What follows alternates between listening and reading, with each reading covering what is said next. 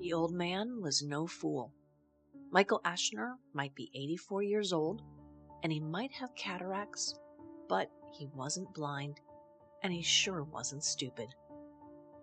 Poppy, as all who adored the elderly man called him, stood between the two sisters during the somber burial service. Eva held his hand gratefully. She keenly felt the steady presence of her grandfather, who stood between her and Lena, supporting and comforting both women. Yet he held Eva's hand, not her sister's. The old man was no fool, and he would not permit any embarrassment to the family on this terrible day. It was the second Wednesday of November. Local weatherman Sonny Elliott had forecast rain at mid-afternoon, and everyone precipitously brought their umbrellas. But by some strange twist of irony or error in Doppler radar, that afternoon was sunny and fine, practically warm. This delayed burst of Michigan Indian summer would have been delightful if Benjamin W. Bierman was not dead. It would be so pleasant if those gathered were headed on an outing to the Detroit Zoo or Belle Isle, instead of putting a 31-year-old man into the ground 3 days after he suffered a sudden and massive cerebral embolism. Eva wore a black velvet jacket with a long skirt. Lena was dressed in her gray tweed pantsuit. She, her grandfather, and her sister clustered together in front of the open grave. Carmen, her grandfather's housekeeper and longtime family friend, stood not far behind. The sister's mother, Irene, and her husband were a few paces to their right. Benny's parents and brother huddled together, dazed and alone. Several associates of Poppy's stood behind Carmen. His financial advisor and his wife were in attendance, along with a few other non-family, Benny's co-workers, and a dozen friends, colleagues, and neighbors. All of these people stood in shock and silence at the gravesite. Benjamin's life ended in one quick and merciless snap. He had lunch at Poppy's that Sunday afternoon and returned home an hour before his wife was due back from work. He stretched out on the couch in the den and read the Detroit Free Press. Her shift at the hospital ended. Lena arrived home and began sorting the laundry. She was pouring softener into a load of whites when her husband felt a sneeze creep up and shoot all the way through his sinus cavity into his brain.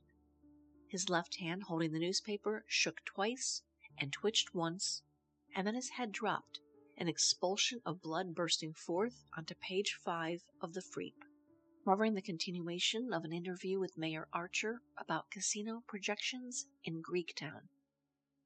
The folks congregated at the B'nai David Cemetery seemed disjointed, discombobulated. The sisters stood with their grandfather, isolated from the others. Irene and Rayford, who flew in at midnight the night before, stood at a distance from Eva and Lena.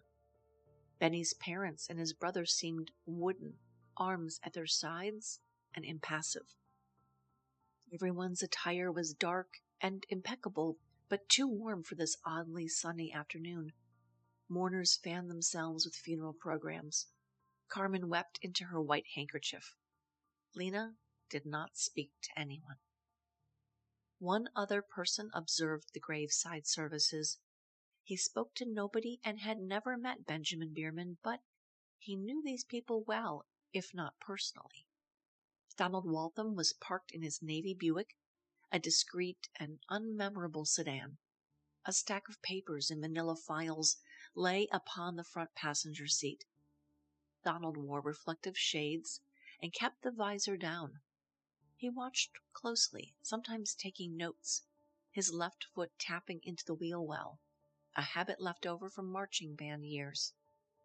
The service was not yet concluded when he backed his quiet car up the drive and pulled away. Nobody noticed. The family, several of Benny's associates, a few couples that Lena and Ben befriended, and a handful of others all made the slow ride to Poppy's condo after the service for Shiva, the Hebrew ritual of mourning. Carmen's nephew Leon and his wife Jacqueline graciously stayed at Poppy's to greet the deliveries of food dropped off by the caterer. Leon also thoughtfully brought folding chairs on loan from his church.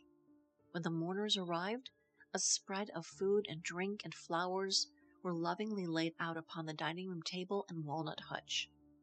The family did not have to lift a finger, as custom dictated, and Jacqueline remembered Carmen's directive to cover the mirrors. They were adorned with the many silk scarves that belonged years ago to Beatrice Landau Aschner, Poppy's late wife and the sister's grandmother. Beatrice passed away from emphysema nearly a decade before, but this was still her home. It was her portrait, painted more than 25 years before, that greeted each guest as they stepped into the foyer. Her dark eyes seemed to follow everything that happened and caught the gaze of every person who entered the home. The covering of mirrors during Shiva was an ancient tradition, intended to avoid vanity during the bereaved's time of grief. Poppy had never been especially devout, but some traditions needed to be honored. This included Kaddish, the prayer for the dead, recited by a minyan, a gathering of 12 men. Not all who prayed that day for Benjamin W. Bierman were Jewish, but when Poppy nodded at the dozen males who were present, they wordlessly slipped away from the women to the windswept courtyard. The Gentiles were given cards that showed the phonetic pronunciations for the Hebrew Kaddish prayer. Lena spent that afternoon drifting through the crowd, snippets of conversations seeming to float past her. She didn't want to sit, sensing that only motion would keep her sane on this appalling day. Carmen wouldn't let her wash the dishes or gather the used napkins. Shiva precludes work for the family of the deceased, and so Lena ambled, or at best, leaned against the hutch and stared at the wallpaper. But after Kaddish was finished, and the men rejoined their wives, the young widow realized that her legs were aching, and she needed to rest.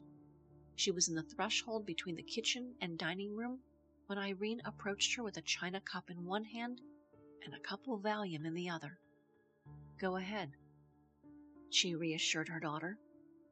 Lena swallowed the pills with 2 swigs of lukewarm tea and soon retreated to her grandfather's bedroom, gently closing the door behind her. She slipped off her heels and into a pair of her grandfather's slippers, soft and worn, wine-colored slippers. Running water from the dishwasher could be heard all the way here through the walls. The room smelled of Poppy's aftershave, clean linens, and something minty. The bedroom door cracked open, and Eva tentatively ventured in. Lena sat on the edge of Poppy's bed, her hands in her lap. She gazed up at her sister, beautiful Eva with her dark curls and her eyes voluminous and black, but naturally lined with a subtle hint of lavender. Eva, who looked so much like Beatrice, her late grandmother. Eva reached forward and took her sister's slender wrists. The voices outside the room were but a low murmur, a distant and distracting hum. Eva's hands trembled, and she clasped her sister's wrist to steady herself. "I'm pregnant," she whispered. Lena looked up at her sister with adoration and astonishment. Eva closed her eyes and let out a huge sigh. "It's Ben's baby."